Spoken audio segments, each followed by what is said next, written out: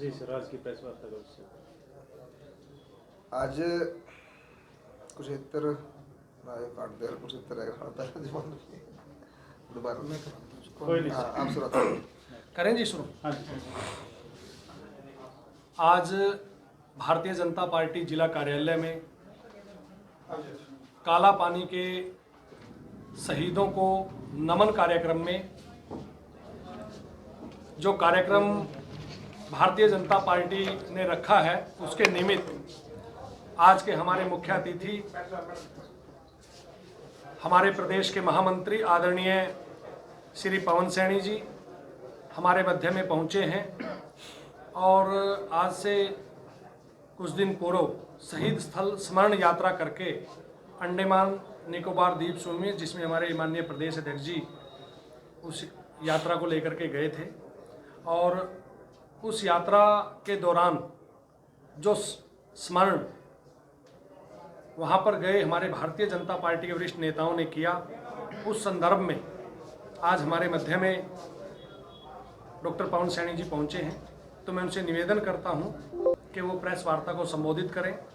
आदरणीय पवन सैनी जी। हमारे जिला के यशस्वी जिला के अध्यक्ष भाई अशोक जी, हमारे दोनों विधायक साथी, पूर्व विधायक साथी और अजवाना जी, सभी वरिष्ठ कार्यकर्ता साथीगण, आज पूरा देश आज़ादी का अमृत महोत्सव मना रहा है। हीरक जयंती देश की आज़ादी की है। इस नाते से भारतीय जनता पार्टी के हमारे यशस्वी प्रदेश अध्यक्ष चौधरी ओम प्रकाश धनखड़ जी के नेतृत्व में 126 भाजपा कार्यकर्ताओं का दल अंडमान निकोबार द्वीप समूह 28 दिसंबर को गया था और 1 तारीख को आया है वहाँ से। उसमें 30 दिसंबर के दिन जब अंडमान निकोबार आज़ाद हुआ, 30 दिसंबर 1943 को नेताजी सुभाष चंद्र बोस जब इस राष्ट्र के पहले राष्ट्रपति घोषित हुए, उन्होंने वहाँ पर तिरंगा झंडा फहराया था।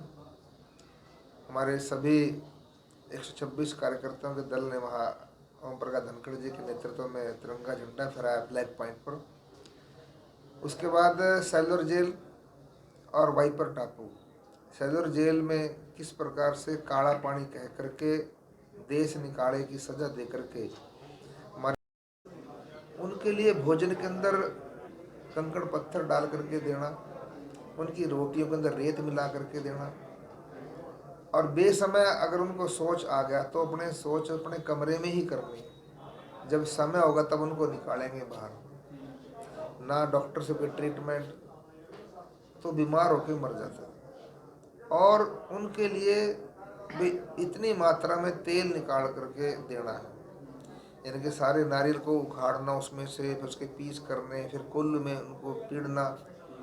अगर कोई तबीयत खराब है, नहीं कर सकता था, तो सामूहिक रूप से उनको कोड़े मारते थे। मैं कह सकता हूँ, अगर और आगे मैं बताऊँ, बड़ी दुर्भाग्य की बात है, जो सेल्युलर जेल जो बनी है उस समय लगभग 7-8 लाख रुपए में बनी थी।